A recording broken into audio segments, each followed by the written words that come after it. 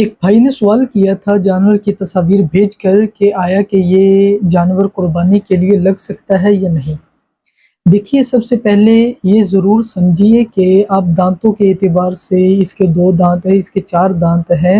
یہ تو دنیا کے اعتبار سے آپ اس کے ساتھ اس کی شناخت کر سکتے ہیں، لیکن شریعت کے اعتبار سے اگر دیکھا جائے تو اس کے اندر دانتوں کا کنسیپٹ نہیں ہے۔ اس کے اندر جو اونٹ ہوگا اس کی 5 سال یہ مدت جو ہے مکمل ہونا ضروری ہے۔ گائے، بیل، بھینسا وغیرہ ان کے ساتھ 2 سال مکمل ہونی ضروری ہے، اور جبکہ جو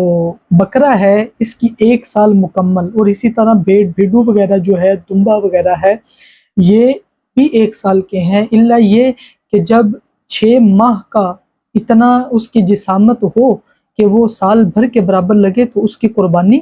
ہو جائے گی۔ اس کے اندر بعض اوقات یہ بھی دیکھا گیا ہے، عام روٹین کے اندر جب کسی سے ہم نے پوچھا ہے کہ جو اس چیز کے ماہر ہیں، انہوں نے بھی یہ بتایا ہے کہ 2 سال سے پہلے بھی اس کے 2 دانت نکل آتے ہیں، تو اس صورت کے اندر دانتوں کا کوئی اعتبار نہیں ہوگا جب تک کہ گائے، بیل، بھینس وغیرہ اس کی 2 سال کی، اونٹ کی 5 سال کی، بکرے کی 1 سال کی، بھیڈو وغیرہ یہ جو اس طرح کے جانور ہیں یہ بھی 1 سال کے ہیں، الا یہ کہ جب یہ بھیڑ، دمبا وغیرہ جو ہے